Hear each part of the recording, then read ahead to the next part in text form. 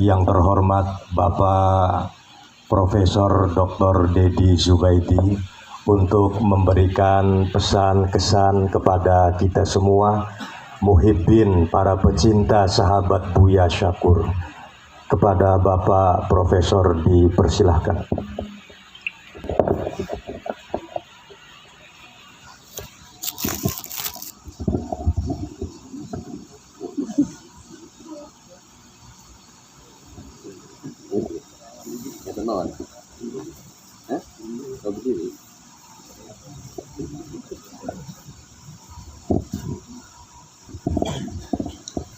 Assalamualaikum warahmatullahi wabarakatuh. Waalaikumsalam warahmatullahi wabarakatuh.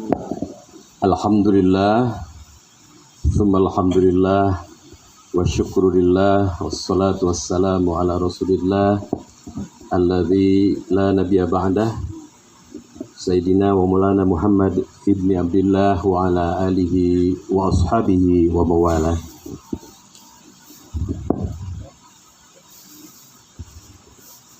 Al-Mukarram wal Muhtaram Buya Syakur kula nyuwun izin.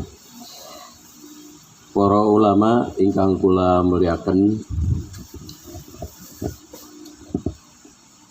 seluruhnya saja para murid yang sangat dicintai oleh Buya Syakur yang malam ini berkumpul bersama di sini. Berat rasanya tapi untung terakhir saya dengar cuma kesan dan pesan, bukan tausiah, karena selama ini pun bersama Buya saya hanyalah seorang murid yang agak nakal-nakal dikit ya, karena sering bolos, tetapi Buya adalah guru saya yang paling sabar, karena beliau ketika saya menyatakan jadi murid, maka beliaulah yang menjemput saya, padahal guru tapi jemput murid. Ini yang tidak bisa saya lupakan. Jadi beliau menjemput saya dan mengantar pulang.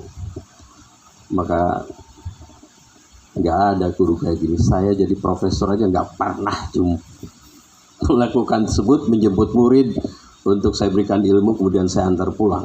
Tapi bukan cuma itu, ketika bulan puasa dan sebentar lagi pasti akan saya sangat teringat ketika pulang itu, maka kemudian dibelikan ikan burung burung dara ya.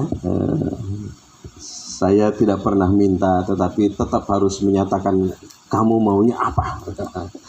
Ini yang paling berkesan. Tetapi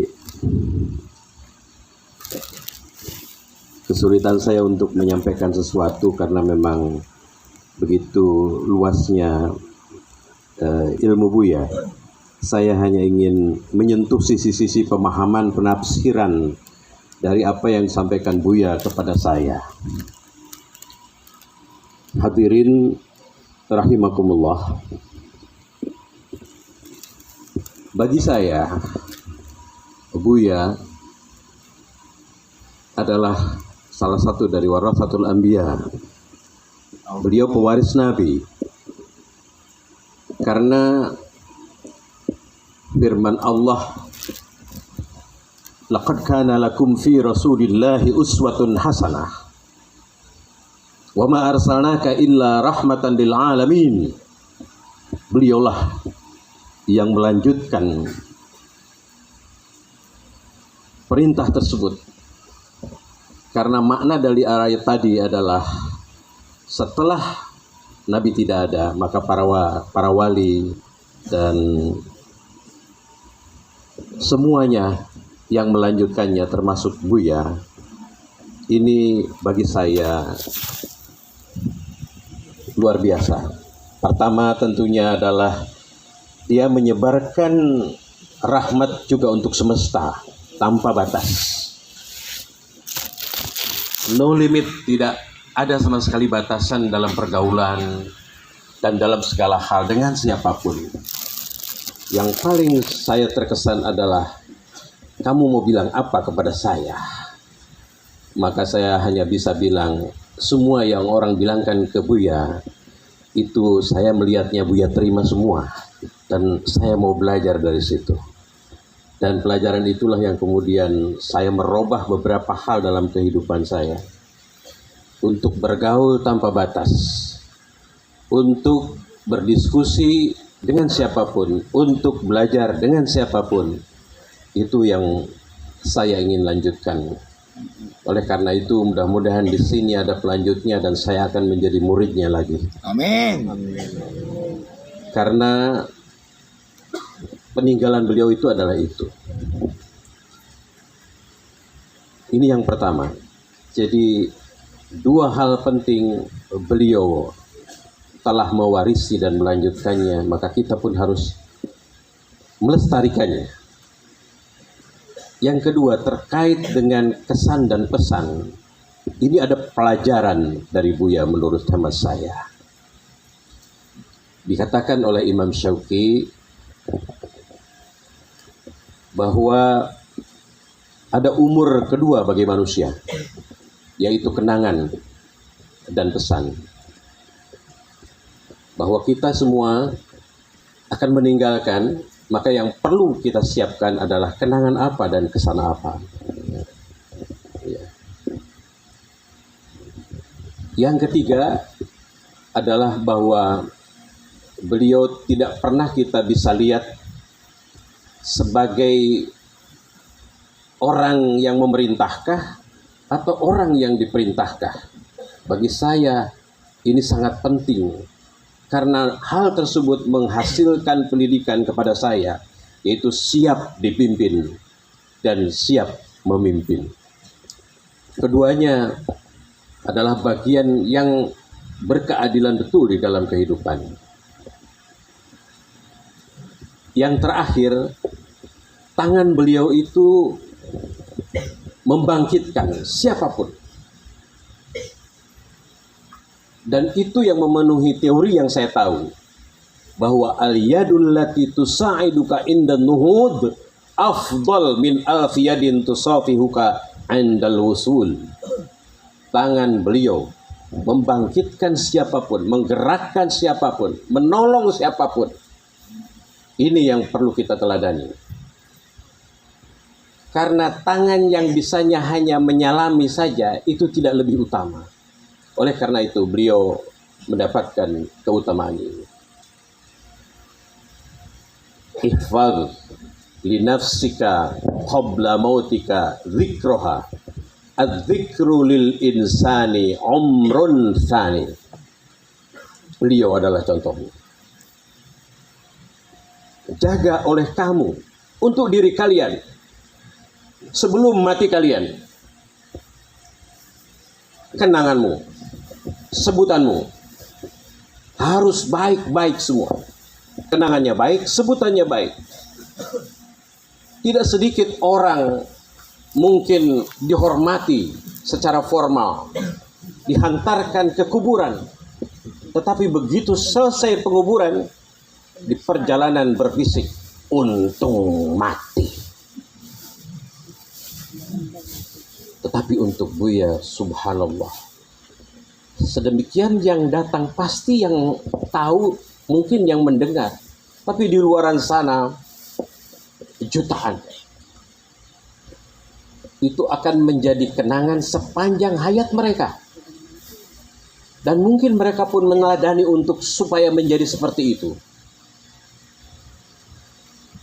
Jadi sekali lagi, umur manusia yang kedua itu adalah kenangan dan sebutan.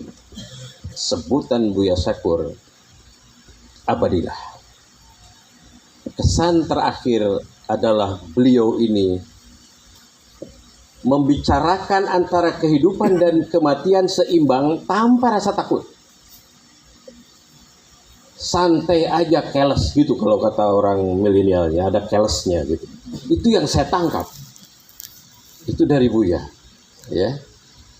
Dan ini keseimbangan ini sebetulnya filosofi kehidupan. Suatu saat Harun ar-Rasyid yang saat itu memimpin negara dan dia adalah yang paling berkuasa saat itu, menjaga istananya, mempertahankan istananya, melestarikan semua yang ada di istananya, mengurusinya semua dan dijaga terus seolah-olah dia mau beristana selamanya. Ketika dia berjalan-jalan, di perjalanan ketemu sama seseorang yang kita suka menyebutnya sebagai hal yang negatif namanya. Dia adalah Imam Bahlul. Nah, kalau kita menyebut orang nggak bisa sesuatu, maka kita akan Bahlul ente. Padahal sebetulnya dialah yang mengajari Harun ar-Rasyid untuk sadar bahwa istananya itu tidak apa-apa, tidak akan memberikan apa-apa kepadanya. Ketika jalan-jalan, yang dilihat adalah Imam Al-Bahlul percis di atas kuburan. Maka dia katakan, "Hei Bahlul, kapan kamu akan sembuh dari gilamu?" Itu dari atas kudanya. "Hei Bahlul, kapan kamu mau bisa waras dalam berpikir?" Langsung itu yang namanya Bahlul naik ke pohon korma, dan dari atas pohon korma itu dia berteriak, "Hei Harun ar-Rasyid, kapan kamu akan berhenti dari gilamu? Dan kapan kamu akan berpikir waras?"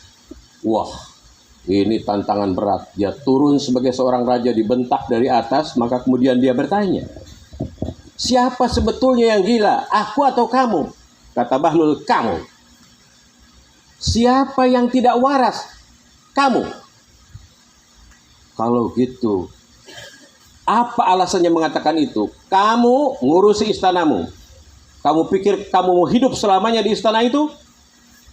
Aku lebih mementingkan ini. Karena di sini aku juga kamu dan semuanya akan berada di sini.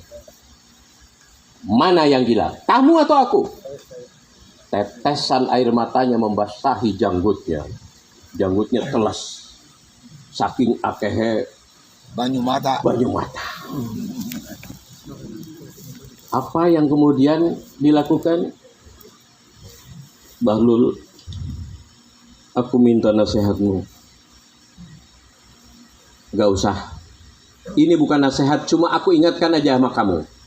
Cukup memegang kitab Al-Quran. Genggam dengan erat. Itu aja. Gak ada yang lain nih. Cukup, itu aja. Kalau gitu, aku ingin kasih hadiah untukmu. Di istana semuanya ada. Minta apa?" "Serius nih?" "Iya. Aku akan kasih apapun yang kamu minta. Kalau gitu aku minta 3 hal. Kamu sanggup?" "Siap. Di istana tersedia." "Oke. 1, aku minta panjangkan umurku." Waduh. Bagaimana ini? Kira-kira begitu ya? Nggak ada. "Kalau itu aku tidak bisa, Tuan Bahlul." Sekarang udah mau kayak Tuan tuh. Tadi cuma Bahlul doang. "Aku nggak bisa, Tuan Bahlul." "Kalau gitu yang kedua barangkali kamu bisa." "Siap." Harapannya ini bisa dilakukan. "Hindarkan aku dari malaikat pencabut nyawa." Buat mana ini? Itu bukan waduh lagi, itu hampir pingsan dia. Apa nggak ada yang lebih? Ada satu lagi aja ini terakhir, karena saya memang cuma minta 3 dan saya konsisten. "Saya minta kepadamu, penuhi aku." "Ya, silakan. Apa yang kamu minta?" "Masukkan aku ke dalam surga." Kalau gitu sih aku nggak bisa semua.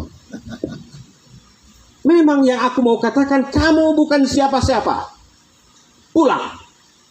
Demikian, mudah-mudahan semuanya tahu dan sadar bahwa wabtagi fi ma ataqallahu darul akhirah.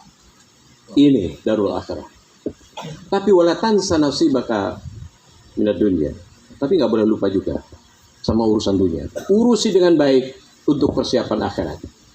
Ya'mal li dunyaka ka'annaka ta'ishu abadan wa'mal li akhiratika ka'annaka tamutu ghadan. Godan.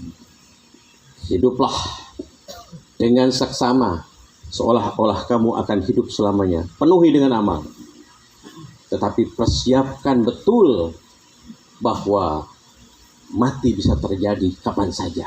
Siapa tahu besok setelah kita sekarang berkumpul. Oleh karena itu kita memohon kepada Allah, mudah-mudahan Buya Syakur diampuni, diterima oleh Allah Subhanahu wa taala.